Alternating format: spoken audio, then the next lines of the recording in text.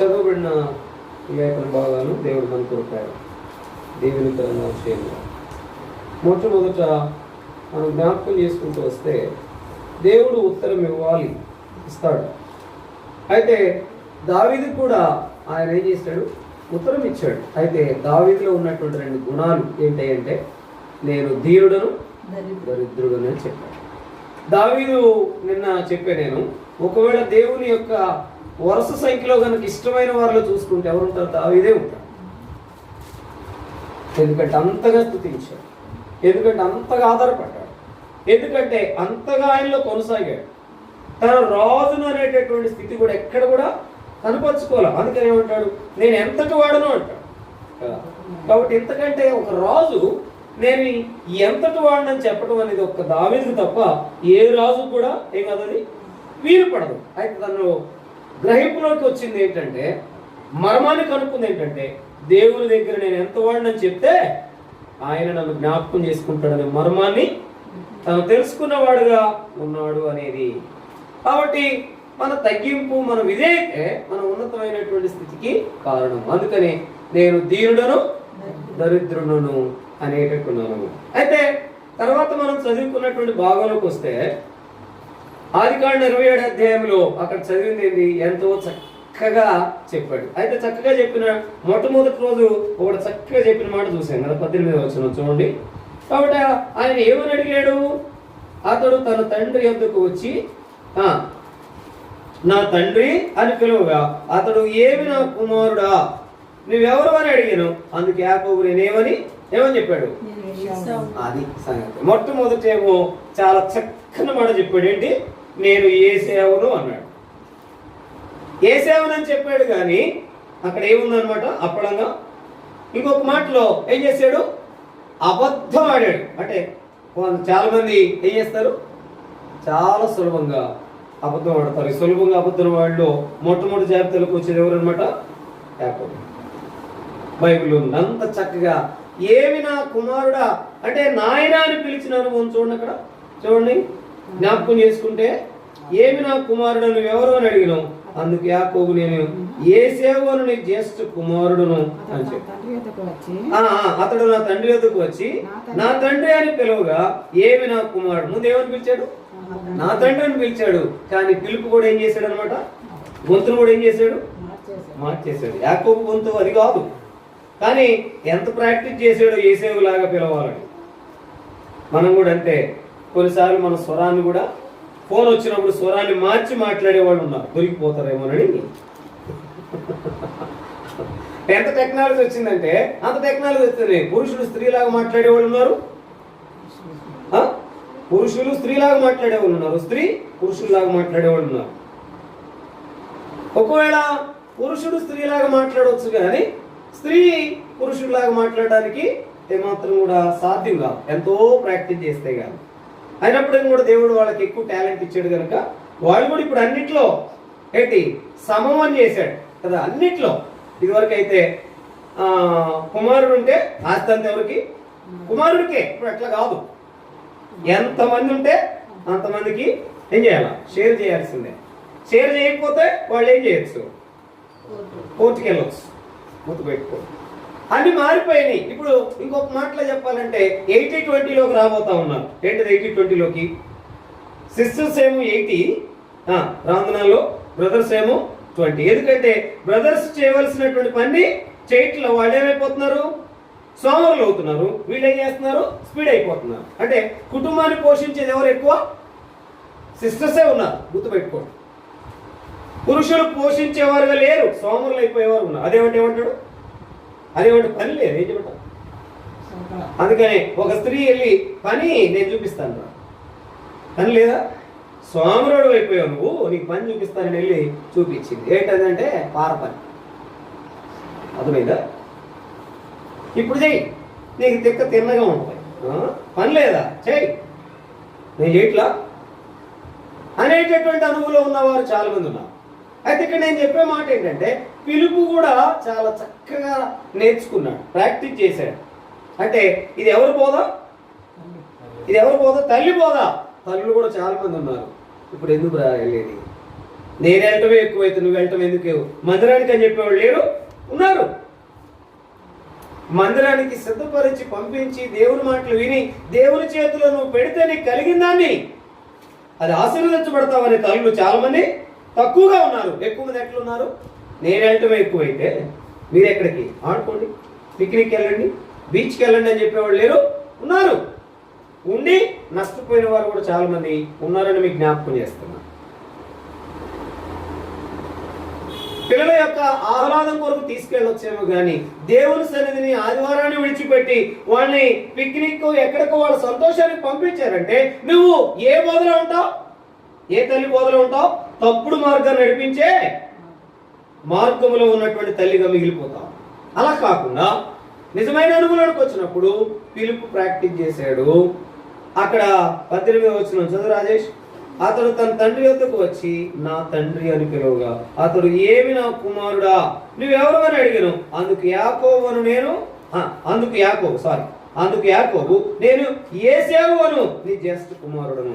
అంటే ఇక్కడ అక్కడ ఒక రెండో మాట ఏంటంటే ముందేమో యాకోబును యేసేవును అని చెప్పాడు, రెండోది నీ జ్యేష్ఠ కుమారుడు అని చెప్పాడు. కానీ సరే చెప్పి మొత్తానికి వచ్చేసాడు. దాని తర్వాత మూడో తలంపులోకి వచ్చినప్పుడు జ్ఞాపకం చేసుకుంటే తను ఏం చేశాడంటే నేను యేసేవును అని చెప్పాడు. రెండో మాటకు వచ్చినప్పటికే నేను జ్యేష్ఠ కుమారుడు అని చెప్పాడు. మూడో అనుభవానికి వచ్చినప్పుడు ఏం చేశాడు చూడండి అక్కడ, నువ్వు నాతో చెప్పిన ప్రకారం చేసుకున్నాను, నీవు నన్ను దీవించుగా ఏమన్నా వాడుతున్నాడు, దయచేసి లేచి కూర్చుండి నేను వేటాడి తెచ్చిన దాన్ని తినమన్నా. ఈ మాటలు ఎవరని చెప్పినప్పుడు ఇంకేమన్నా అంటే అంత చక్కగా చెప్పేవాళ్ళు యాకోబులాగా ఉన్నవాళ్ళు చాలా మంది ఉన్నారు. అందుకనే అబద్ధాన్ని కూడా ఎట చెబుతారు, కోటి బాగా చెబుతారు. చూడండి స్పష్టంగా అబద్ధాన్ని అబద్ధాన్ని ఎట చెబుతారు. కాబట్టి అబద్ధం చాలా మంది ఏం చేస్తారు, కోటి అతికినట్టుగా ఆడతారు కదా, దొరకరు. కానీ ఎంతకాలం దొంగ అయినా నేను అనుకునేవాడిని, ఏది మొన్న కూడా చెప్పాను, నేను ఒప్పుకుంచిన డబ్బులు కర్మేల్లో తీసేవాడిని. ఎంతకాలం చేస్తాను, 1-2 సార్లు తీసాను. డైరెక్ట్గా పిలిచింది రాజబాబు రా అంది. నేను తెమ్మంటదేమో అనుకున్నాను కానీ ఇక్కడ కూర్చోమను. ఫస్ట్. రెండోది నువ్వేం చేసావో ఒకసారి జ్ఞాపకం చేసుకో. మూడోది నేను ఇక్కడ పప్పుకు డబ్బులు పెట్టాను, ఏముంది తీసేవా తీయలేదు అనలా, ఏముంది నువ్వే తీసావు. గుండె పగిలిపోయి ఏమికెట్ట తెలిసింది, 1 రోజు అయిపోయింది, 2 రోజులు అయింది. అయితే వాడు చిన్నోళ్లే అన్న కొడుకులే అని ఆమె ఊరుకునే విధానం కాదామా, చూసింది మూడోసారి. ఏం మాత్రం చెప్పకపోయేవా నేను గదిలో తీసుకెళ్తాను, బాగా కొడతాను, నేనేం చేస్తాను పంపించేస్తాను. అప్పుడు నేను అక్కడికి చదువుకోవడానికి వెళ్ళాను. ఎందుకు చదువుకోవడానికి వెళ్ళాను చెప్పాను. బీబీఎస్ కొరకు, తిండి కొరకు ముందు అక్కడ ఉంటే బాగుంటుంది, అన్ని మీటింగ్లు పోవచ్చు, చదివేది లేదు. సాయంకాలం మీట్ అయ్యేటప్పటికి సిద్ధపడి వ్యాన్లో కూర్చున్నాడు. వచ్చిందంటే మీటింగ్కి రా దిగు, ఎందుకు ఇచ్చావు అని అంటే ఆయన ఏమన్నా అంటే సరే చూద్దాము, కొంచెం వస్తానంటున్నాడు కదా, కొంచెం తీసుకుపోతే బాగుంటుంది అని అనేవాడు. అనే అన్న తర్వాత ఏం అక్కర్లేదండి మీరు అట్లా అనొద్దని దించేసేది. ఎక్కువ భాగం 9 సార్లు దించేది, ఒకసారి మాత్రం ఆయన కనికరించి తీసుకెళ్తే నిజంగా మీటింగ్ అంటే మీటింగ్ లా ఉండేది, ఈటింగ్ లా ఉండేది. అంత సర్వసమృద్ధి అనమాట. చిన్నవాళ్ళు మీటింగ్ పెట్టుకున్నా పాలు తాలికలు, పూర్ణాలు, దాని తర్వాత ఇది చింతపండు పులిహార, పెద్ద చక్కెరకేళి, దాని తర్వాత కాజాలు, దాని తర్వాత ఏంటి బాదుషాలు, ఇక దానికి తింటానికి 10 ఉండేవి. ఏది 10 స్వీట్లే. బెంజమిన్ గారు వస్తున్నారంటే ఆశీర్వదించారంటే అంతగా సిద్ధపరిచేవాళ్ళు. మీరు నమ్మరు, అసలు అక్కడ జరిగిన బీబీఎస్ నేను ఎక్కడ చూశాను. చాలా బీబీఎస్కి వెళ్ళాను కానీ అంతగా ఆయన సిద్ధపరిచేవాడు పిల్లల కంటే. అందుకనే పిల్లల కంటే మనం ఏం తక్కువ చేయకూడదు, ఎంత ఉంటే అంత ఖర్చు చేయాల్సిందంటే. ఎన్నో పర్యాలు మనం జీవితంలో జ్ఞాపకం చేసుకుంటే నిజంగా అబద్ధము ఆడినప్పుడు నెమ్మది ఉండదని చూశాను. దాని తర్వాత అబద్ధం ఆడి పొందుకున్నటువంటి ఆశీర్వాదముగా ఉండదని చూశాను. చూడండి ఒక మాట మనం జ్ఞాపకం చేసుకుంటాం. కాబట్టి ఏం మాత్రం కూడా దయచేసి అనే మాట వాడి ఏం చేశాడు చూడండి అక్కడ. అందుకు యాకోబు నేను యేసేవును నీ జ్యేష్ఠ కుమారుడు, నీవు నాకు చెప్పిన ప్రకారము చేసి ఉన్నాను, నీవు నన్ను దీవించుటకై ఇక్కడ దయచేసి లేచి కూర్చుండి నేను వేటాడి తెచ్చిన దాన్ని తినమనను. అందుకేమన్నాడు? అప్పుడు ఇస్సాకు నా కుమారుడు ఇంత శీఘ్రంగా నీకు ఎట్లు దొరికిందని అడుగుగా అతడు నీ దేవుడని యెహోవా నా ఎదురుకు దాన్ని రప్పించడం చేతనని చెప్పాను. అప్పుడు ఇక తర్వాత చదువుకోండి ఏం చేశాడు? యాకోబును ఆశీర్వదించినాడు. నేను పొందుకున్నానని సంతోషపడ్డాడు కానీ హృదయంలో ఏముంటాయి? అందుకనే పాపం చేయవారు బహుగా భయపడతారు, కలవరపడతారు, నెమ్మది ఉండరు అనమాట మనం చూస్తూ వచ్చాం. ఒకవేళ పేరుకు నువ్వు అబద్ధం ఆడినా నువ్వు నెమ్మది ఉండలేవు. మొదలు చూసాను. రెండో మాట, ఒకవేళ అబద్ధం ఆడి నువ్వు సంతోషించి ఏదో కాలం గడిచిపోతున్నావు అనుకుంటే ఆశీర్వాదాలు తీసుకుంటావేమో అనుకుంటావు. కానీ యాకోబు తీసుకున్నాను అనుకున్నాడు, కానీ ఏం చేశాడు? అనుభవించలేకపోయాడు. ఎప్పుడు చూసినా కలవరం. దాని కొరకైన మాటలు కొన్ని మనం చూస్తూ వచ్చాం. చూడండి, అబద్ధం ఎంత ప్రమాదకరమైందో కొన్ని మాటలు చూసి మనం ముందుకు వెళ్తాం. చూడండి అన్నమాట. కొలస్సీలకు రాసిన పత్రిక 3వ అధ్యాయం 9-10 వచనం. కొలస్సీలకు రాసిన పత్రిక 3వ అధ్యాయం 9-10 వచనం. త్వరగా చదవండి. కొలస్సీలకు రాసిన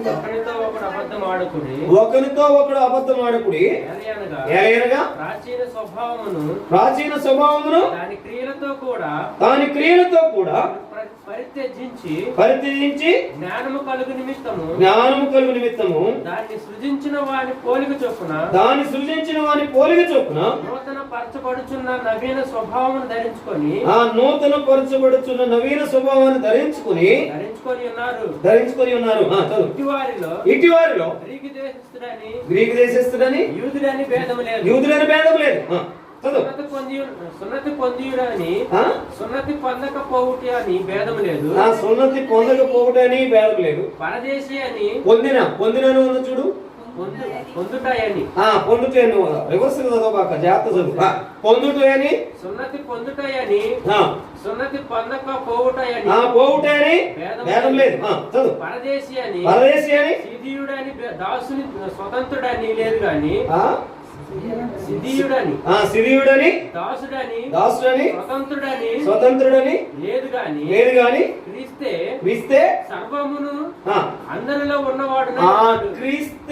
సర్వమును అందరిలో ఉన్నవాడు. అయితే ఆయన దగ్గర నువ్వేదేదో చేస్తే అవ్వదు. క్రీస్తే అందరిలో ఏమన్నాడు? నాయన సర్వమై ఉన్నాడు. కాబట్టి ఎంత మాత్రం కూడా అబద్ధము. అక్కడ అబద్ధం ఆడేవంటే నీ జీవితంలో ఏ మాత్రం నెమ్మది ఉండవు. అది తీసివేసుకోవాలి. అది తీసివేసుకోకపోతే అబద్ధమే ఏంటంట? మొట్టమొదట చూడండి, ఒకవేళ తలంచొచ్చు, చూడొచ్చు, లేకపోతే చివరికి అది నిజమైన అనుభవం తెచ్చేది ఎక్కడ చెప్పండి? ఎట్లా? మాట్లాడటం అంటే అబద్ధం చెప్పడం వల్లే. అసలు ఎట్లా పాపం ప్రవేశించింది? ఎక్కడుందన్నమాట? ఎట్లా ప్రవేశించింది? అసలు పాపం ఎట్లా వచ్చింది? పాపం నుండి మరణం ఎట్లా వచ్చింది అంటే చూడండి, రోమీయులకు రాసిన పత్రిక 5వ అధ్యాయం 12వ వచనం. రోమీయులకు రాసిన పత్రిక 5వ అధ్యాయం 12వ వచనం. త్వరగా. ఇట్లుండగా ఒక మనుషుని ద్వారా పాపము ద్వారా మరణమును లోకములో ఎలాగ ప్రవేశించును అలాగుననే మనుషులందరూ పాపము చేసినందున మరణము అందరికీ సంప్రాప్తమాయను. ఎందుకంట ఎట్లా వచ్చిందో చూడండి ఆ కోడ్. కాబట్టి ఎట్లా వచ్చింది? ఒక మనుషుని ద్వారా. మనుషుడు ఎవరు?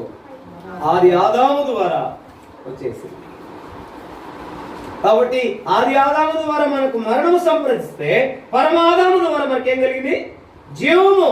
కాబట్టి జ్ఞాపకం చేసుకుంటే మన జీవితంలో ఎంత మాత్రం కూడా పాపం అనేది ఉంది అంటే అది భయపడేటట్టుగా చేస్తుంది, కలవరపడేటట్టు చేస్తుంది, నెమ్మది లేకుండా చేస్తుంది.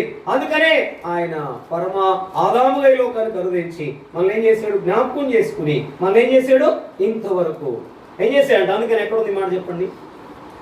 నీ కృపాక్షేములు నా వెంట వచ్చేటట్టుగా చేస్తావు. ఎక్కడుందన్నమాట? కీర్తన 23వ అధ్యాయం 6వ వచనం చదవండి త్వరగా. కీర్తనలు 23వ అధ్యాయం 6వ వచనం. మనం ఎన్ని చేసినా, అవిధేయులు ఉన్నప్పటికీ కూడా, అవిశ్వాసం చూపుతున్నప్పటికీ కూడా, అతిక్రమిస్తున్నప్పటికీ కూడా ఏం చేస్తున్నాడు? ఆయన కృపాక్షేములతో మనం ఉంచుతూ ఉన్నాడు. చదవండి. నేను బ్రతుకు దినములు కృపాక్షేములే నా వెంట వచ్చును. చిరకాలము యెహోవా మందిరములో నీవు నివాసము చేసేదను. నేను బ్రతుకు దినములు అన్నీ కృపాక్షేములే నా వెంట వచ్చు. కాబట్టి నిజమైనటువంటి అనుభవం రావాలి అంటే ముందు అబద్ధం ఆడినవాడుగా యోసేపు ఉన్నాడు, యాకోబు ఉన్నాడు. యేసేపులాగా మాట్లాడుతూ వచ్చాడు, దాని తర్వాత నమ్మిస్తూ వచ్చాడు, మోసం చేస్తూ వచ్చాడు, వచిస్తూ వచ్చాడు. కానీ నెమ్మదిగా ఉండలేకపోయినాడు, ఆశీర్వాదాన్ని ఆశీర్వాదముగా ఉంచలేకపోయినాడు. అందుకనే నరుల కష్టము చేత అది ఆ ఆశీర్వాదం ఏం కదంట, ఎక్కువ కాదు అనే ఒక మాట చూస్తూ వచ్చాం. ఏంటది? యెహోవా ఆశీర్వాదమే ఐశ్వర్యం. ఎక్కడ ఉంది? సామెతలు 10:22 చదువుతారు. సామెతలను చదువుకోటి త్వరగా. సామెతలను 10:22 నిజమైన ఆశీర్వాదంలోనికి మనం వచ్చినప్పుడే ఆశీర్వాదం ద్వారా, అందుకని 10 రూపాయలు 100 రూపాయలుగా, 100 రూపాయలు 1000 రూపాయలుగా, 1000 రూపాయలు 10,000గా, 10,000 లక్షల రూపాయలుగా ఒక విశ్వాసకి పనికి రావాలంటే ఏం చేయాలో? దేవుని ఆశీర్వాదాన్ని పొందుకోవాలి. దేవుని ఆశీర్వాదం పొందుకోవడం కొరకే తన అబద్ధాన్ని ఏం చేశాడు? తీసివేసుకున్నాడు. నిజమైన అబద్ధం అని తీసివేసుకునే దానికి ముందు ఏం చేశాడంట? తెల్లవారు వరకు ఏం చేశాడంట? ఏం చేశాడండి? పెనుగులాడాడు. ఎందుకంటే నెమ్మది లేదు. నెమ్మది లేనప్పుడు నువ్వు పెనుగులాడావంటే దేవుడు నీతో మాట్లాడతాడు, నీ నా తప్పును చూపిస్తాడు. చూపించిన తర్వాత ఒప్పుకున్నప్పుడు ఏం చేస్తాడు? నెమ్మదినిస్తాడు. అదే సమయంలో ఆశీర్వదిస్తాడు. చదివేవా? చదువు. యెహోవా ఆశీర్వాదము ఐశ్వర్యం ఇచ్చును. యెహోవా ఆశీర్వాదం ఐశ్వర్యం ఇచ్చును. నరుల కష్టము చేత నరుల కష్టము చేత ఆ ఆశీర్వాదం ఎక్కువ కాదు. నరుల కష్టము చేత ఆశీర్వాదము ఎక్కువ కాదు. నరుల ద్వారా వచ్చేటటువంటి ఆ కష్టము ఎక్కువ, ఆశీర్వాదం కాదు. దేవుని భాగాన్ని దేవునికి ఇస్తా. దేవుని ఇంటికి వచ్చి నీవు ఒక్కరోజు ప్రయాసపడినా 6 రోజులకి తగినంత అనుభవం చేస్తావు. మనం అనుకుంటాం, నా జ్ఞానంలో నేను సంపాదిస్తున్నాను, నా జ్ఞానంలో చెప్తున్నాను, నా జ్ఞానంలో వెళ్తున్నాను, నా జ్ఞానంలో ముందుకు వెళ్తున్నాను అనుకుంటే అవును, అది నువ్వు చెప్పవు కానీ అది నీకు ఎంత మాత్రం కూడా మేలుకరం ఉండక ఏముంటది? సిల్లు సంచిలో పోసినట్టు గుర్తు పెట్టుకో. అందుకనే ఏం చేయకూడదు? అబద్ధం అనేది ఆడకూడదు. 2 మాట చూడండి. లేవియాకాండం 19:12. లేవియాకాండం 19:12. త్వరగా రాజేష్, లేకపోతే చదువు ఎవరు? స్పష్టంగా చదవండి, తప్పు చదవద్దు. నా నామమును బట్టి లేవియాకాండం 19:12. నా నామమును బట్టి అబద్ధ ప్రమాణము. ఇప్పుడు ఏం చేశాడు? ఇంకా అక్కడ అబద్ధం ఆడి ప్రమాణం అని చెప్పినట్టు కూడా అటు చెప్పడం. అందుకని కోర్టులోకి వెళ్తే ఏమంటారు? చెప్పండి. ఎక్కడ పెట్టి ఎవరు చెబుతారు? అక్కడున్న ఆయన ఎవరు? ఆయన ఏమంటారు? బంట్రోత్ గారు. ఆయన అక్కడున్న అమీనా. ఇట్లాంటి బాగా చెబుతారు. అమీనా ఇప్పుడు ఆయనకి సంబంధించింది కాదుగా, స్పష్టంగా చెబుతారు. అమీనా అప్పుడు వచ్చి బల్ల మీదకి వెళ్ళి చక్కగా కూర్చోండి అని అంటాడు. పిలుస్తారు, బూసి భాస్కర్రావు అని పిలిస్తే ఆయన ఏమంటాడు? నా పేరు బూసి కాదు, నా ఏంటి నాయన మీ ఇంటి పేరేంటి? భూపతి భాస్కర్రావు. బూసి అని పిలవద్దు, అందుకని నేను రాలేదని కూడా చెబుతాడు ఒకళ్ళు ఆయన ఉంటే కనుక. అందుకనే భూపతి భాస్కర్రావు అంటే వెళ్తాడు, కూర్చుంటాడు. ఇప్పుడు లేచి నిలబడు. దేవదూత, న్యాయదూత సాక్షిగా నేనేం చెప్తాను? అంతా నిజమే చెప్తాను, అబద్ధము చెప్పేదంతా అంతా నిజం చెబుతాను అన్న దాంట్లోనే కథ ఉంది. అంతా నేను చెప్పేదంతా. సరే, కొన్ని పరిస్థితులను బట్టి నేను కూడా ఈ యొక్క విధానంలోకి రావాల్సి వచ్చింది. నేను కూడా అక్కడికి వెళ్తే అంత నిజమే చెప్తానంటే నేను ఇంకా నిజమే చెప్తాను, అబద్ధం చెప్తాను. కొట్లాడుకున్న మాట వాస్తవమే, ముందు వాళ్ళు దెబ్బేశారు, నేను కూడా దెబ్బేశాను. అట్లెందుకు చెప్పారు బ్రదర్ అని వేరే వాళ్ళు అడిగినా, సిఐ గారి ముందు కూడా అదే చెప్పాడు. ఇంతకాలం నాలో కొనసాగుతుంది ఏంటంటే ఆ సత్యం చెప్పారని. అసత్యం కూడా చెప్పమని కొంతమంది పెద్దోళ్ళు నన్ను ప్రోత్సహించిన నేను మాత్రం చెప్పలేదు. ఈ రోజు వరకు ఇట్లా నిలబడ్డానంటే కేవలం ఆ సత్యంగా ఉండబట్టే. అందుకని పెద్దోళ్ళకు నేను గొప్పని కాదు, కానీ నా ముందు మాట్లాడలేదు. చాలా గట్టిగా మాట్లాడు ఆయన, నా ముందు ఏం మాట్లాడలేదు. ఆయన పక్కన పెట్టమని నాకు వినపడకుండా చెప్పుకుంటారేమో కానీ నా ముందు మాత్రం. కారణం ఏంటంటే నిజం అనేది, యథార్థం అనేది. అందుకని యథార్థవాది లోకానికి. నువ్వు ఎప్పుడైనా చెప్పిన దాన్ని తీసివేసుకున్నావంటే నువ్వు కలవరపడకుండా ఉంటావు. పాపమే ఉంచుకున్నామంటే ఆ పాపమే నేను పట్టుకుంటది. అందుకనే ఒక మాట చూసాము, అది ఎట్లుంటుందంట, పాపములు ఎట్లుంటాయి అంటే తేటగా కనపడతాయి అంట. ఆ తేటగా కనపడినప్పుడు అది ఖచ్చితంగా నువ్వు ఒప్పుకుని తీరాలి. లేకపోతే అదేముందులు అనుకుని తుడిచేసుకున్నామంటే అది జీవితం అంతా ఎక్కడుందన్నమాట, తేటగా కనపడే మాట ఎక్కడుంది. మనం చూసాం కదా, మొదటి రోజు అయిపోయింది, రెండో రోజు అయిపోయింది, దాని బడయటమే చెప్పలేదు, తేటగా కనపడుతుంది. ఇంకా పైగా చెప్పలేదు అంటున్నాడు, ఇంకేం చెప్పాలి. ఎక్కడి మాటలు బహు స్పష్టంగా ఉంటాడు. రిఫరెన్స్ చెప్పలా చూడొక మాట, అది తిమోతి రాసిన మొదటి పత్రిక 5:24 చదువు కోటి. అవి ఎంత తేటగా కనపడతాయి అంటే అంత తేటగా కనపడతాయి. తేటగా కనపడినప్పుడు విడిచిపెట్టలేదు అనుకో, అది నేను ముందుగా నడిపిస్తుంది, గుర్తుపెట్టుకో. చదువు, కొందరి పాపములు తేటగా బయలుపడి ఆ న్యాయపు తీర్పునకు ముందుగా నడుచును. పాపాలేమి బయలుపరచబడబోదు. ఎట్ట బయలుపరచబడతాయంట, ఏనాయనా ఏంటైనా ఎట్ట బయలుపరచబడతాయి? ఇది చెప్పకండి. తేటగా ఎట్లా, పెద్దగా చెప్పండి, ఎట్లా తేటగా కనపడతాయి. ఆయన దృష్టిలో ఏది కూడా నలకన్నా కనపడకపోతేమో కానీ ఆయన దృష్టిలో అన్ని తేటగా కనపడతాయి. ఇంకా కింద ఉంది, ఇంకా చదవండి. మరికొందరి పాపములు వారి వెంట వెళుచున్నవి. ముందేమో తేటగా కనపడతాయి, వారి పాపములు వెంటగా వారి వెంట వెళుచున్నవి. ఇంకో మాట కూడా మనం చూస్తూ వచ్చాం. ప్రకటన గ్రంథం చదవక్కర్లేదు కానీ 14:13 వారి క్రియలు వారి వెంట ఎక్కడ పోవు. కాబట్టి నిజమైన అనుభవానికి రావాలంటే పాపం అనేది, అబద్ధం అనేది ఉంచుకున్నావంటే నువ్వు ఆశీర్వాదం పొందుకున్నావు అనుకుంటావు కానీ అనుభవించలేవు. దానిలో చాలా మాటలు ఇంకా మనం చూస్తూ వచ్చాం. అందుకని పాపాన్ని కప్పుకోకుండా ఏం చేయాలంట, ఒప్పుకోవాలి. ఎక్కడుందన్నమాట, కీర్తన 32:5 చూస్తూ వచ్చాం. అంత మాత్రం కాకుండా ఏముంది, నీతిమంతులు సింహంవలే ధైర్యంగా ఉంటారు. ఒప్పుకున్నప్పుడు, ముందుకు వచ్చినప్పుడు నీతిమంతులు సింహంవలే ధైర్యంగా ఉంటారు. పాపం ఉంది అంటే ఏదో కాకతాళికంగా ఏముందిలే అనుకుని కొంచెం కొన్నిసార్లు ఏం చేస్తారు తమ్ము లేనప్పుడైతే ఉద్యోగస్తులు సైతం ఏం చేసేవాడు, హెడ్ మాస్టర్ అసలు పత్త ఉండేవాడు కాదు. హెడ్ మాస్టర్ గారు పత్త ఉండేవాడు కాదు. ఆయన కొంత అరేంజ్ చేసుకుని ఎవరితో, డిఈఓతోనో లేకపోతే ఎంఈఓతోనో అరేంజ్ చేసుకుని ఆయన మేనేజ్ చేసుకుంటాడు. వీళ్ళు మాత్రం చూసుకుని నేను వచ్చినట్టుగా అటెండెన్స్ చేయమని. దాని తర్వాత వాళ్ళు కూడా అంటే సుశీలమ్మ లాంటి వాళ్ళు, కోటేశ్వరమ్మ లాంటి వాళ్ళు అయితే హెడ్ మాస్టర్ కూడా పట్టిస్తారు అనుకున్నది వేరే విషయం. నువ్వైతే రాకపోవటం అని పైగా మా ఇష్టానుసారం ఉండమని చెప్తావా, మేమేం జీతం తీసుకోవడం, న్యాయంగా పని చేయొద్దా అనేవాళ్ళు చాలా తక్కువ మంది ఉంటారు. నాకు తెలిసి చాలా మంది అట్లాంటి వాళ్ళు ఉన్నారు. వచ్చినప్పుడు ఏది ఇన్స్పెక్షన్కి వచ్చినప్పుడు వాళ్ళకి ఎక్కడ లేని పలహారాలు పదార్థాలు తీసుకొచ్చి ముందుగానే గిఫ్ట్ సిద్ధపరిచి అది చక్కగా పెట్టేవాడు. అంటే వాళ్ళ కింద చేయబెట్టి ఆయనకి ఇస్తే అప్పుడు నెమ్మదిగా ఉంటాడు అన్నమాట. ఈ ఎందుకులేండి, మీరంతా స్ట్రిక్ట్గా ఉంటారు కదా, అవన్నీ పెద్ద చూడాల్సిన అవసరం అయితే ఏమి. అదే గిఫ్ట్ పెట్టకపోతే నాయన ఏది తీసుకురండి, చూడండి, మొత్తం ఆ రిజిస్టర్ ఈ రిజిస్టర్ తీసుకుని ఏదో ఒకటి తప్పు ఖచ్చితంగా మోపి పెనాల్టీ వేసేస్తాడు, లేదా సస్పెండ్ చేస్తాడు. ఈ గోలంతా ఎందుకు, ఒకసారి అబద్ధం ఆడి ఆయనకి ఇవ్వాల్సింది ఇచ్చేస్తే. ఇలాంటి వాళ్ళు ఎంతమంది లేరంటారు చెప్పండి. ట్రాన్స్ఫర్ కోసం లక్షలు ఖర్చు పెట్టేవాళ్ళు ఉన్నారు మంచి ప్లేస్ కొరకు. వాళ్ళకి ఇల్లు కూడా ఎట్టుండాలా, అద్దంలాగా ఉండాలి. ఇల్లు కూడా ఎట్టుండాలా, మందిరం కూడా ఎట్టుండాలా, అద్దంలా ఉండాలి. బాత్రూంలో కూడా ఎట్టుండాలా, ఫ్యాన్లు ఉండాలి. ఇప్పుడు చాలా మంది మందిరాల్లో చూస్తే ఏసీలు ఉంటున్నాయి, బాత్రూంలో కూడా ఫ్యాన్లు ఉంటున్నాయి. బాత్రూంలో ఏసీలు ఉన్న మందిరాలు కూడా నాకు తెలుసు. అలాంటి మందిరాలు కోరుకుని లక్షలు ఇచ్చేవాళ్ళు ఉన్నారు. నేనంటాను గిఫ్ట్ అనే పేరుతో ఇస్తున్నారు కానీ లంచం ఇస్తున్నారు. అది తీసుకున్నా నీకు నెమ్మది ఉండదు, ఇచ్చినా నెమ్మది ఉండదు. ఇలాంటి వాళ్ళు చాలా మంది ఉన్నారు.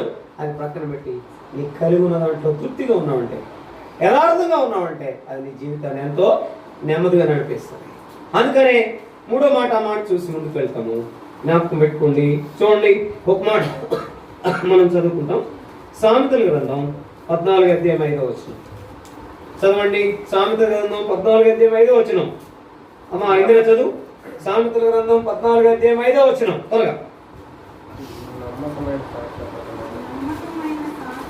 నమ్మకమైన సాక్షి అబద్ధమానడు, ఆ కూట సాక్షికి అబ్బా ఏంటంట? నమ్మకమైన సాక్షి ఏం చేయడంట? అబద్ధం ఆడాడు. కూట సాక్షి మాత్రం అబద్ధం ఆడటం అనేది ఎట్లా ఉంటుంది? అబ్బా ఆ ప్రియంగా అనేది ఇప్పుడు ఎవరిని చూసాం మనం? యాకోబుని చూసాం. ఎంత చక్కగా ప్రియముగా చాకచక్యముగా గుర్తుపట్టకుండా ఆశీర్వాదం ఇచ్చేటట్లుగా అబద్ధం ఆడాడు. ఆయన గురించి చెప్పడం, ఇతరుల గురించి చెప్పడం భయం ఉంటుంది, కానీ మన దగ్గరికి వస్తే రియల్ స్టేట్మెంట్ ఇచ్చినప్పుడు నువ్వు రిలవెంట్ లోకి వస్తావు. అందుకనే కాబట్టి ఎప్పుడు కూడా రియాలిటీ అనేది మనం ఏం చేస్తుంటే రివార్డు పొందుకునేటట్లుగా చేస్తుంది. లేకపోతే నీ యొక్క మిస్టేక్ కానీ ఒప్పుకోకపోతే రివార్డు పొందుకున్నట్టుగా ఉంటుంది మొదట, కానీ ఏమాత్రం కూడా నరుల కష్టము చేత ఆశీర్వాదమే కాదు, ఎక్కువగా యెహోవా ఆశీర్వాదమే ఐశ్వర్యం ఇచ్చేదిగా ఉంటుంది. నువ్వు ఎంత పని చేసినా ప్రభు భాగాన్ని ప్రభువు తీసి ప్రక్కన పెట్టావంటే ఆశీర్వాదం ఎక్కడుంది? ఈ దినాల్లో ఎక్కువ కుటుంబాల్లో కలవరము, కుటుంబాల్లో నెమ్మది లేకపోవటం, కుటుంబంలో లేమి ఉండటం ఏంటంటే దేవుని భాగాన్ని దేవునికి ఖచ్చితంగా తీసి పెట్టకపో. నేనంటాను దేవుని భాగాన్ని దేవుని తీయటమే కాదు, నువ్వు నిజంగా సమృద్ధి ఉంటే నువ్వు ఆఫ్ తీసేయి, 70 తీసేయి. గొప్ప చెప్తున్నాను కాదు, నేను కొన్నిసార్లు 70, 90 తీసి 10% ఉంచుకున్న సందర్భాలు ఉన్నాయి. నన్ను ఎప్పుడు కూడా 10లో ఉంచాలి ఆయన. అర్థమైందా? ఇది నేను ఎరుగుదును, నేను గట్టిగా చెప్పగలను. 50 తర్వాత 70 తర్వాత 90కి వచ్చాను. దేవుడు ఏది కూడా తక్కువ చేయాలి. అందరూ ఆశ్చర్యపడేవాళ్ళు. ఆశ్చర్యపడే అనుగుణంలో కూడా ఒక సేవకుడు అయితే, ఏంది బాబు నువ్వేంది, నీ సంగతి ఏంది, మాకేం అర్థం కావట్లేదు, అంత మిస్టరీగా ఉంది, ఇంత సమృద్ధి ఉంటావు, ఇంత భరోసాగా ఉంటావు, ఇంత వచ్చినావు. ఎవరు వచ్చినా సరే మన ఇంట్లో ఆతిథ్యమే. వచ్చేది ఒకళ్ళు ఇద్దరు, కానీ పెట్టేది ఎంతమంది కంటే 20 మెంబర్స్ లేదా 30 మెంబర్స్. 20-30 మెంబర్స్కి తక్కువ ఎప్పుడు పెట్టలా. నాన్ వెజ్ ఒక 3, స్వీట్లు ఒక 3, సర్వ సమృద్ధి ఫ్రూట్స్తో సహా. గొప్ప చెప్తున్నా నేను. ప్రతి దైవజనుని కూడా ఆహ్వానించి ఆతిథ్యం ఇచ్చాను కనుక ఈ రోజుల్లో ఆహారానికి నాకేం తక్కువ లేదు. నువ్వు కూడా చూసుకో, కావాలంటే నీకున్న దాంట్లో ఎవరికైనా ఆహారం పెట్టావంటే, వస్త్రం ఇచ్చావంటే, లేకపోతే కొన్ని రోజులు ఇంట్లో చేర్చుకున్నావంటే నీకు ఏది కూడా ఇంకోటి చేర్చుకుంటే నిన్ను ఇంకో చోట వాళ్ళు ఖచ్చితంగా ఏం చేస్తారు? చేర్చుకుంటారు. నువ్వు ఆహారం పెడితే దేవుడు నీకు ఆహారం ఏం తక్కువ చేయడు. ఒకవేళ వస్త్రం ఇస్తే నువ్వు ఒకటి ఇస్తే అయినా ఎన్నిస్తాడు? 5 కృపలో జ్ఞాపకం చేసుకుంటారు. మీరు నమ్మరు, నేను నా పెళ్ళప్పుడే కొనుక్కున్నాను దాదాపు ఒక 20 జతలు. ఇక తర్వాత ఎప్పుడు కుట్టించుకోవాలి. పెళ్ళి అయింది ఎప్పుడు? 10 సంవత్సరాలు, 11వ సంవత్సరం ఇది. ఈ రోజు వరకు కొత్తవి కూడా ఉన్నాయి, ఇంక 2 జతలు. కానీ మొన్న వెళ్తే ఒక మామూలుగా అన్న దగ్గరికి తీసుకెళ్ళి, నీకు నేను బట్టలు కొంటానంటే నువ్వేమనొద్దానంటే ఎంత పెట్టుకున్నానంటే 13,500 పెట్టి బట్టలు కొన్నాడు. చూడండి ఒక మాట మన జీవితంలో. అందుకని సామెతల గ్రంథం 19వ అధ్యాయం 5వ వచనం. సామెతల గ్రంథం 19వ అధ్యాయం 5వ వచనం చదవండి. సామెతల గ్రంథం 19వ అధ్యాయం 5వ వచనం త్వరగా. కోట సాక్షి శిక్షణ ఉండకపోడు, అబద్ధములాడువాడు ఏంటంట? అబద్ధములాడేవాడు తప్పించుకోడు. అబద్ధాన్ని పక్కన పెట్టి విడిచిపెట్టి తీసివేస్తే అది ఎప్పటికీ ఆశీర్వాదం. అబద్ధం ఆడేవంటే నువ్వు ఎంత మాత్రం తప్పించుకో, 10వసారి అయినా దొరికిపోతావు. అందుకని దొంగ దగ్గరికి వచ్చినప్పటికి ఏముంది? దొంగ ఈజ్ ఈక్వల్ టు ఏమంటారు? 10వసారి అయిన వాడు దొరకాల్సిందే.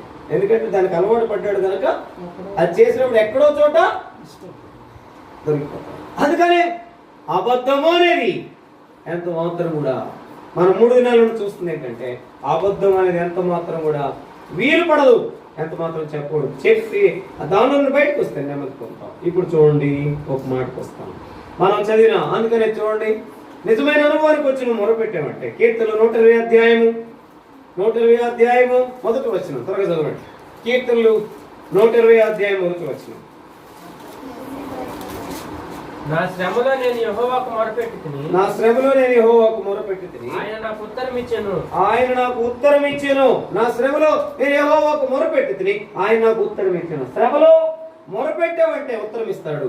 ఆ శ్రమ ఏంటంటే నా యొక్క అబద్ధం, పాపం, అతిక్రమం, అవిధేయత, అవిశ్వాసం అనేది. అందుకని మొదటి దినం చూస్తే వచ్చాం. ఏంటిది?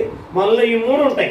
ఏంటిది? ఒకటి అవిధేయత, అవిశ్వాసము, అతిక్రమం అనేది మనం చూస్తూ వచ్చాం. అవి ఉంటే ఏమాత్రం నెమ్మదిగా ఉండలేదు. చూడండి ఒక మాట, అందుకనే మనం శ్రమలో ఆయన దగ్గరికి వచ్చి మొరపెడదాం. ఇప్పుడు చదవండి, అలా గనక మొరపెట్టి అడిగామంటే కీర్తన 23:5 చూడండి, ఎట్లుంటది? నిజమైన ఆశీర్వాదం ఎట్లుంటదంట? నా శత్రువులు ఎదుట నీవు నాకు భోజనం సిద్ధపరచుదువు, నూనెతో నా తలంటి ఉన్నావు, నా గిన్నె నిండి పొరులుతున్నది. ఏంటంట? ఆయన దగ్గరకు వచ్చి ఒప్పుకున్నావు అంటే మొట్టమొదట శత్రువు ఎదుట భోజనం ఉంటుంది. ఎలాంటి వాడైనా నీకు భోజనం పెట్టాల్సిందే.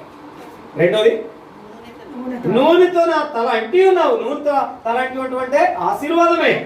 మూడోది, నా గిన్నె నిండి పొరులుతుందంటే సమృద్ధి. ఎప్పుడైతే రియల్ స్టేట్మెంట్కి వచ్చావో, పశ్చాత్తాపడ్డావో, రిలవెంట్ లోకి వచ్చావో నిజమైన రివార్డ్ మనం పొందుకుంటాం. ఆ పొందుకోవాలంటే మనం ఏం చేయాలా? యాకోబు వలె నిజ స్థితిని తెలియకుండా మోసగించిన అనుభవంలో తల్లి బోధలో చెప్పాడేమో గాని నెమ్మదిగా ఉండలేకపోయాడు. అసలైన అనుభవానికి వచ్చినప్పుడు దీవి, అందుకని ఏం చేశాడంట? ఆయన నిజమైన దీవిని ఇచ్చాడు. అందుకనే నిజమైనటువంటి దీవిన ఆశీర్వాదం అనేది మన జీవితంలో కనబడుతుంది అని చూడండి ఒక మాట. అందుకని నిజమైన ఆశీర్వాదాన్ని పొందాలంటే చాలా మంది కొలువుని చెప్పినప్పుడు ఏం చేయరు?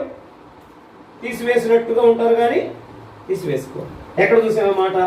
కొదువు చెప్పినప్పుడు ఒక ఆయన ఆశ బాగుంది, ఏమంటాడు? అసలు అడగటమే ఎంత చక్కగా అడిగాడు. ఏంటది రాజేష్? ఏమడిగాడు? మార్క్స్ వార్త 10వ అధ్యాయంలో మనం చూసినప్పుడు ఆ మాట మనకు కనబడుతుంది. ఏం చేయాలి? నిత్య జీవానికి వారసులు ఉంటావు, నేను ఏం చేయాలని అడిగినప్పుడు ఏమంటాడు? నీ ఆస్తి అంతా నమ్మి నేనేం చేయవలను చేయదునని ఆయన అడిగాను. యేసు, ఎలా చెప్తున్నావు? దేవుడు ఒక్కడే గాని కాడు. నరహత్య చేయవద్దు, వ్యభిచరింపవద్దు, దొంగలు వద్దు. ఎవరితో ఫోన్ వస్తుంది చూడండి. అబద్ధ సాక్ష్యములు పలకవద్దు, మోసపుచ్చవద్దు. ఇప్పుడు అక్కడ ఏమన్నాడు? అబద్ధ సాక్ష్యము పలకవద్దు. 21వ వచనం చదవండి. యేసు అతను చూచి అతన్ని ప్రేమించి నీకు ఒకటి కొలువుగా ఉంది. ఆయన ఎట్లా పడితే అట్లా చెప్పలా. ఇంత అడిగినప్పుడు కూడా ఏం చెప్పాడంట? అందుకని యేసయ్యకున్న మంచి పేరండి చెప్పండి, ప్రేమాస్వరూపి, ప్రేమ కలిగిన వాడు. అందుకని శాశ్వతమైన ప్రేమతో నేను నిన్ను ప్రేమించున్నాను కనుక విడవక నీ ఎడల కృప చూపుచున్నాను. ఎక్కడుందన్నమాట? ఇర్మీయా గ్రంథం 31వ అధ్యాయం 3వ వచనంలో మనం చూస్తాం. కాబట్టి ఆయన అతన్ని ప్రేమించేమంటున్నాడు. నీకు ఒకటి పొదువుగా ఉందన్నాడు. ప్రేమగానే ఉండాలా, అదే సమయంలో పొదువును ఖచ్చితంగా చెప్పాలి. అదే ప్రేమ. కొదువును చెప్పడమే ప్రేమ. చాలా మందికి ఏంటంట ప్రేమ అంటే ఏంటంటే బాగా పంచ పరమాణాలు పెట్టి, పళ్ళు పెట్టి, బాగా స్వీట్లు పెట్టి వారిని ప్రేమిస్తున్నామంటే ఆ ప్రేమ నిజమైన ప్రేమ కాదు. ప్రేమించడం అంటే ఏంటంటే పొదువుని చెప్పడం. ఎన్నోసార్లు మన జీవితంలో కొదువు చెప్పినప్పుడు నాకు తెలిసినంత వరకు 100లో 98% ఎస్ మీరు నన్ను ప్రేమిస్తున్నారని చెప్పేవాళ్ళు ఎవరు కూడా ఉండరు. గ్యాస్ కొట్టేవాళ్ళని ఎక్కువ ప్రేమిస్తారు కానీ ఉన్నట్టుగా చెప్పేవాళ్ళని కానీ ఆయన ప్రేమించాడు, కొదువుని చెప్పాడు. కొదువు ఏంటంటే నీకు మిగులు ఆస్తి ఉంది, దాన్ని అమ్మి పేదలకు ఇచ్చేసి నన్ను వెంబడించమన్నాడు. ఆయన ఏం చేశాడు? మిగులు ఆస్తి కలిగిన వాడు కనుక తన ముఖాన్ని ఏం చేశాడు? చిన్నబుచ్చుకుని వెళ్ళిపోయాడు. తన జీవితం అట్లాగే ఉండిపోయింది. చిన్నబుచ్చుకుని దుఃఖపడుచు వెళ్ళిపోయాడు. తన జీవితం అంతా ఎట్లా ఉంటుంది చెప్పండి? ఇక అంతే. నువ్వు చిన్నబుచ్చుకుని వెళ్ళిపోయావు అంటే నీ జీవితం అంతే, నా జీవితం అంతే. ఏ మాత్రం కూడా మార్పు ఉండదు. గద్దించినప్పుడు దానికి లోబడి ప్రభువుకు మహిమకరం వచ్చావా సరే, లేకపోతే నువ్వు రాకపోతే అంతే నీ సంగతి, లేకపోతే నేను రాకపోతే నా సంగతి అంతే. అందుకనే నా కొరకు ఎవరి కొరకు మన మందిరానికి రాకూడదు, మందిరాన్ని నడపకూడదు. ఎవరి కొరకు నడపాలా?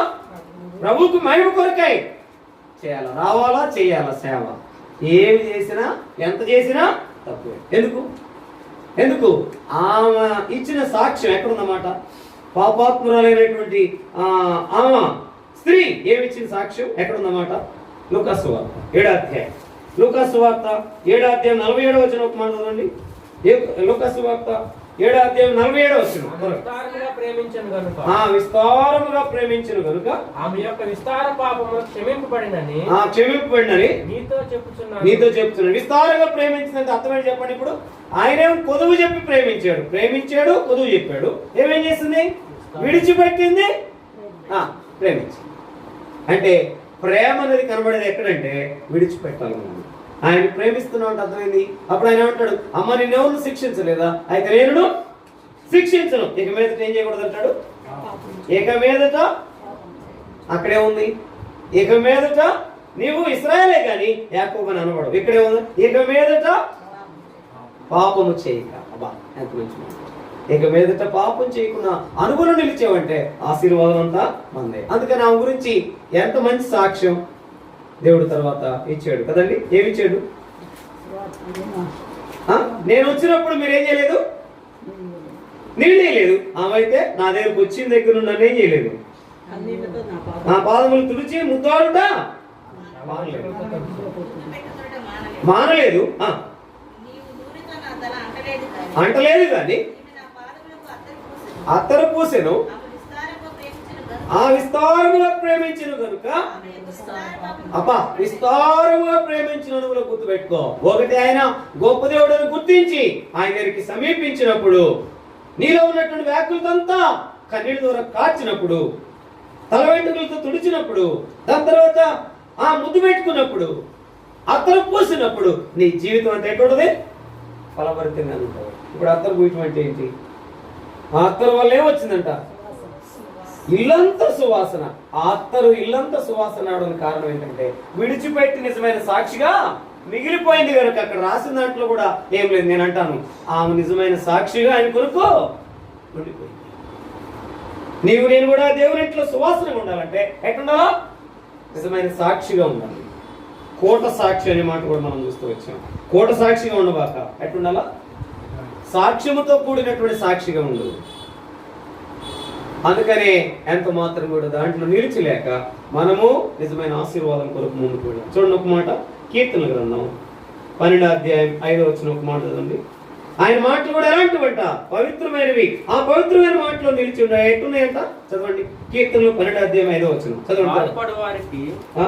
బాధపడు వారికి చేయబడిన బలత్కారమును బట్టి, దరిద్రుల నిట్టూర్పులను బట్టి నేను ఇప్పుడే లేచెదను. రక్షణను కోరుకుని వారికి రక్షణ కలుగజేసేదనని యెహోవా సెలవిచ్చుచున్నాడు. యెహోవా మాటలు ఎట్లాంటివంట? పవిత్రమైన ఒట్టొట్టు మాటలు కాదు. ఆయన మాటలు ఎట్లాంటివంట? పవిత్రమైనవి. ఆయన దేవుని బిడ్డలైన వారు కూడా వారి మాటలు మన మాటలు కూడా ఎట్లుండాలా? అబద్ధంతో కూడిన మాటలుగా ఉండకూడదు. నిజంతో కూడిన పవిత్రమైన మాటలు మన నోట్లో ఉండాలి. అది ఉన్నప్పుడు నిజమైన ఆశీర్వాదానికి కారకులుగా మిగిలిపోతాం. చూడండి మరి ఆదికాండం 12వ అధ్యాయం 3వ వచనం చూడండి. ఇప్పుడు ఇలాగ ఉంటే గనక నిజమైన ఆశీర్వాదాన్ని ఖచ్చితంగా పొందుకుంటాం. యాకోబే కాదు మనం కూడా. అందుకనే ఎంతవరకు పొందుకున్నారు ఆశీర్వాదాలు? ఆదికాండం 12వ అధ్యాయం 3వ వచనం చదవండి. ఆశీర్వదించు వారిని ఆశీర్వదించేదను, నిన్ను దూషించు వారిని శపించెదను. భూమి యొక్క సమస్త వంశములు నీయందు ఆశీర్వాదం. ఎవరిని బట్టి? అబ్రాహామును బట్టి చెప్పే మాటలు కదా. అబ్రాహాముతో అనగా అబ్రాహాము అనుందా, అబ్రహాము అనుందా? అబ్రాహాము అంటే మొదట అసలు నిజమైనటువంటి స్థితిలో లేకపోతేనట్లుంటే తను అబ్రహాముగా చేయబడిన తర్వాత ఇంకా నిజమైన ఆశీర్వాదాలు ఆశీర్వాదించడానికి ఆయన కొంత ఏం చేస్తాడంట? చెప్పాడు కానీ ఏం చేస్తాడు? కొంత వాగ్దానం చేస్తాడు కానీ ఏం చేస్తాడు? నిన్ను నన్ను ఏం చేస్తాడు? పరిశీలిస్తాడు, పరీక్షిస్తాడు. దానిలో నిలుచున్నామంటే ఆశీర్వాదం అంతమంది. ఎప్పుడు ఇచ్చాడు ఆశీర్వాదం? వాగ్దానం ఎప్పుడు ఇచ్చాడు? అబ్రహాంకి ఇచ్చాడు, అబ్రహాంకి ఇచ్చాడా వాగ్దానం? అబ్రహాముగా ఉన్నప్పుడు ఇచ్చాడు. ఎప్పుడు నెరవేర్చాడు? అబ్రహాముగా చేయబడిన తర్వాత, అంటే అబ్రహాముగా పిలువబడిన తర్వాత 25 సంవత్సరాలు అప్పుడు ఇచ్చి 75 అప్పుడు వాగ్దానం ఇచ్చాడు. అంటే 25 సంవత్సరాలు అప్పుడు ప్రభు దగ్గరికి వచ్చాడు అని ఆ మాట కూడా ముందు మీకు జ్ఞాపకం చేస్తా. తర్వాత 25 సంవత్సరాలప్పుడు ప్రభు దగ్గరికి వచ్చాడు. 40 సంవత్సరాలప్పుడు నిలిచాడంట. దాని తర్వాత 75 సంవత్సరంలో వాగ్దానం పొందాడంట. ఇది ఎవరు చెప్పారంటే తిమోతి గారు చెప్పడం నేను విన్నాను. దాని తర్వాత 75 సంవత్సరంలో వాగ్దానం పొందాడంట. 100వ సంవత్సరంలో ఆ వాగ్దానాన్ని పొందుకున్నంటే వాగ్దానం నెరవేరటానికి ఎన్ని సంవత్సరాలు ఎదురు చూశాడు? 25 సంవత్సరాలు. 75 సంవత్సరంలో వాగ్దానం పొంది 100వ సంవత్సరంలో వాగ్దానం నెరవేర్పులోనికి వచ్చాడంటే 25 సంవత్సరాలు వేచి ఉన్నాడు. ఆ పరీక్షలో, ఆ కష్టంలో, ఆ నష్టంలో, లేకపోతే ఆయన నిలిచి ఉన్నాడు. అంటే మనం కూడా అంతే, ఏదైనా వాగ్దానం ఇచ్చాడు మనం ఏమనుకుంటామంటే వెంటనే. ఒక సేవకుడు చెప్పాడు, నీకు వాగ్దానం తీసి చూసుకున్నంత మాత్రం నెరవేరదు. ఏం చేయాలా? అప్పటి వరకు ఏం చేయాలా? మళ్ళీ ఏం చేయాలా? డిసెంబర్ 31వ తారీఖు చివరి నిమిషం వరకు నిన్ను ఆశీర్వదించేదను, నీ కష్టమును తీర్చేదను అనేటటువంటి మాట వచ్చిందంట ఒక ఆయనకి. అందుకని ఈ మందిరానికి వచ్చాడు. అసలు ఆయన అన్న అంటే ఏది బుసబుగ్గులు వేసుకుని వచ్చావు, కొండ పగిలిపోయేటట్టుగా మొహం అట్టుంది ఏంటంటే, ఏదన్నా ఇంతవరకు వాగ్దానం నెరవేరలేదు, నేను ఆ వాగ్దానం బట్టి నేను చేత పట్టుకుని ప్రభుని స్తుతించాలా అని అన్నాడంట. వేచి ఎందుకు అట్లా ఉన్నామంటే ఈ లోపల టెలిగ్రామ్ వచ్చింది. టెలిగ్రామ్ వస్తే కోర్టులో ఆయనకు రావాల్సిన 10 ఎకరాలు, దాని తర్వాత 2 బంగళాలు మీరే గెలిచారని కోర్టులో ఎప్పుడు వచ్చింది? ఆయనకి 26వ తారీఖున వచ్చింది. కానీ 26వ తారీఖున వస్తే ఈ మాట తెలిసేదా? తెలియదు. అమీనా ఏం చేశాడు? తీసుకురావటం ఏం చేశాడు? కోర్టు నుండి తీసుకొచ్చేది ఆయనే, మళ్ళీ అమీనానే తీసుకొచ్చేది ఇచ్చేది. అక్కడ ఇంటికి వెళ్తే లేడు, ఆయన మందిరానికి వెళ్ళాడని చెప్పిందంటామా? వెళ్తే చెప్పగానే అప్పుడు సేవకుని కాళ్ళ మీద పడబోయాడట. అన్న చివరి నిమిషంలో ఏమైంది? నెరవేరుతుంది. జ్ఞాపకం పెట్టుకో. కాబట్టి నిజమైన అనుకూలానికి వచ్చినప్పుడు చూడండి, ఈ మాట చదువుకుని మనం ముగింపులోకి వస్తాం. ఆదికాండం 50 అధ్యాయం 20 వచనం. ఆదికాండం 50 అధ్యాయం 20 వచనం. ఆదికాండం 50 అధ్యాయం 20 వచనం. అందరం కలిసి చూద్దాం. ఆదికాండం 50 అధ్యాయము 20 వచనం, పేజీ నెంబర్ 44, 20 వచనం. అందరం కలిసి చూద్దాం. మీరు నాకు కీడు చేయని ఉద్దేశించింది కానీ నేటి దినమున జరుగునట్లు అనగా బహు ప్రజలను బ్రతికించునట్లుగా అది మేలుకే దేవుడే చేశాడంట. కాబట్టి మీరు నాకు కీడు చేయని ఉద్దేశించారు కానీ అదేమవుతుందంట, దేవుడు ఎట్లా మేలు కొరకే చేస్తాడు. ఇంకో చోట కూడా ఉంది. ఎక్కడ ఉంది మాట? కొత్త నిబంధనలు ఈ మాట ఉంది. ఎక్కడ ఉంది? రోమీయులకు రాసిన పత్రిక 8వ అధ్యాయము 28వ వచనం. అది అందుకనే ఏముందంట, అది ముందేం జరుగుతుందంట, సమాధానకరమైన ఉద్దేశంలో కానీ హానికరమైనవి. ఏది మన పక్షాన్ని జరిగినా అది క్షేమమే కానీ హానికరమైనవి. ఏది జరిగినా అది ఆశీర్వాదం కొరకే కానీ ఎంత మాత్రం కూడా మేలు కొరకే కానీ కీడు కొరకు కాదు. వారు కీడు చేయని ఉద్దేశిస్తారు, గుర్తుపెట్టుకో. అలాంటి వారి వైపు వెళ్ళవద్దు.